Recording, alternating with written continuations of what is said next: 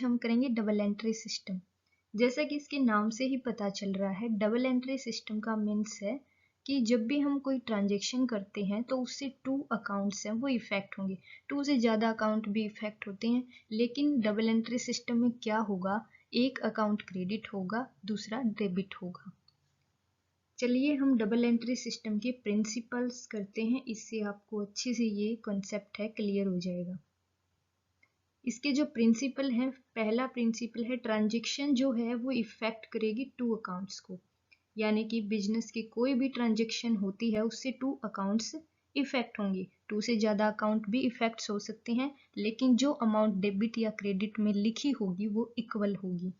दूसरा हमारा प्रिंसिपल आता है recording of both personal and impersonal aspect, यानी कि जो भी बिजनेस ट्रांजैक्शन होती है उसमें पर्सनल अकाउंट्स को भी शामिल किया जाएगा और इम्पर्सनल अकाउंट को भी।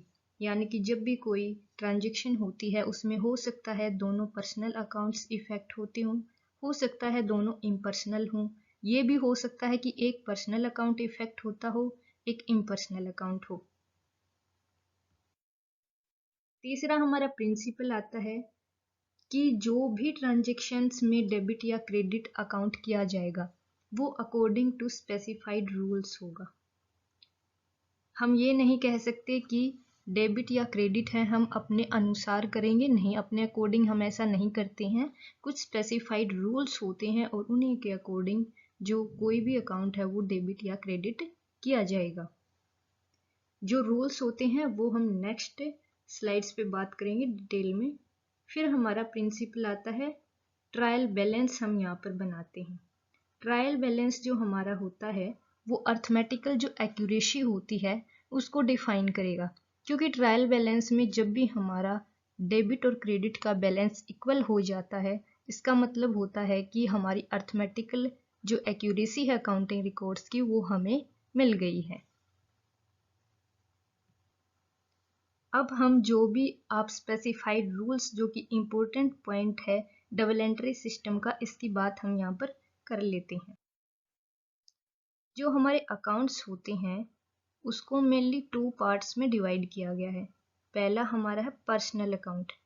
पर्सनल अकाउंट का मतलब होता है इसमें कोई भी इंडिविजुअल हो सकता है, कोई भी फर्म हो सकती है, कोई इंस्टीट्यूशन हो सकता है, कोई कंपनी हो सकती है।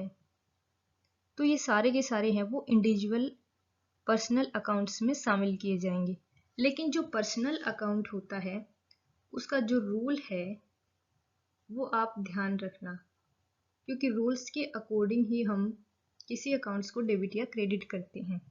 जो रूल्स होगा पर्सनल अकाउंट का वो हमारा है पर्सनल अकाउंट में डेबिट द रिसीवर, यानी कि जो रिसीवर है उसको डेबिट करेंगे एंड क्रेडिट द गिवर। तो जैसे हमें एक ट्रांजैक्शन हमारी है, हमने मोहन को 5,000 रुपये पे किए, तो यहाँ पर जो मोहन है वो क्या है, रिसीवर। तो डेबिट करेंगे किसको, मोहन को। तो मोहन अकाउंट डेबिट हो जाएगा 5,000 रुपये से, और जो हमने कैश में पेमेंट की है वो हमारा हो जाएगा 5,000 से क्रेडिट। तो ये है पर्सनल अकाउंट का रूल। फिर जो पर्सनल अकाउंट होता है उसको भी कहीं एग्जाम में अगर पूछ लिया जाए तो 3 पार्ट्स में डिवाइड होता है। 3 पार्ट्स कौन कौन से हैं, एक हमारा है नेचुरल पर्सनल अकाउंट, दूसरा हमारा रहेगा आर्टिफिशियल पर्सनल अकाउंट, और तीसरा हमारा रहेगा रिप्रेजेंटेटिव पर्सनल अकाउंट। नेचुरल में जो भी ह्यूमन बींग्स होते हैं जैसे राम, सीता, मोहन, श्याम, ये सब आ जाएंगे।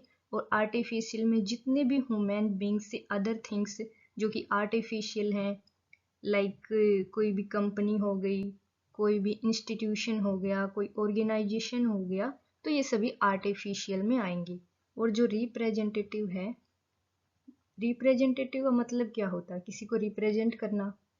कोई भी अकाउंट जो किसी ग्रुप या पर्सन्स को रिप्रेजेंट करता है उसको हम बोलते हैं रिप्रेजेंटेटिव पर्सनल अकाउंट। जैसे कि आउटस्टैंडिंग सैलरी अकाउंट है, वो एम्प्लॉय को रिप्रेजेंट कर रहा है यहाँ पर, तो ये आ जाएगा रिप्रेजेंटेटिव पर्सनल अकाउंट्स में। फिर हम बात करते हैं पर्सनल अकाउंट के ऊपर। पर्सनल अकाउंट में क्या होगा, जो इम्पर्सनल अकाउंट है उसमें जो पर्सनल अकाउंट से अदर जो पार्टीज रह जाते हैं, अदर अकाउंट्स रह जाते हैं, वो यहाँ पर शामिल किए जाएंगे। इसको भी 2 पार्ट्स में डिवाइड किया गया है, एक रियल अकाउंट और सेकंड है नॉमिनल अकाउंट। तो पहले हम बात करते हैं रियल अकाउंट के ऊपर।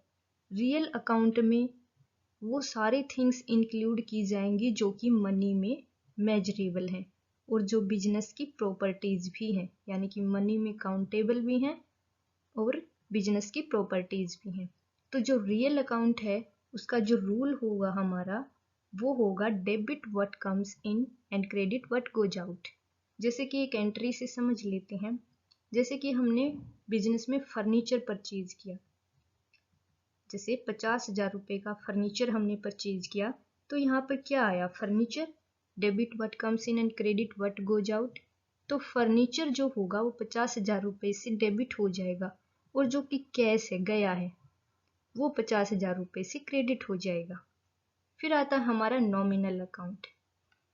हाँ, रियल अकाउंट में एक चीज़ और रहती है, क्योंकि ये प्रॉपर्टीज होती हैं, थिंग्स होती हैं, तो टेंजिबल या फिर इंटेंजिबल 2 टाइप्स की हो सकती हैं। फिर हमारा आता है नॉमिनल अकाउंट। नॉमिनल अकाउंट में जितनी भी एक्सपेंसेस बिजनेस के हैं, जितने भी इनकम्स एक बिजनेस की होती हैं, वो सारी की सारी यहाँ पर इंक्लूड की जाएंगी। जितने भी एक्सपेंसेस होंगे उनको क्या किया जाएगा, उनको डेबिट किया जाएगा, और जितनी भी इनकम्स होती हैं उनको क्रेडिट कर लिया जाएगा। Thank you. अगर आपको वीडियो अच्छी लगी हो, लाइक करें।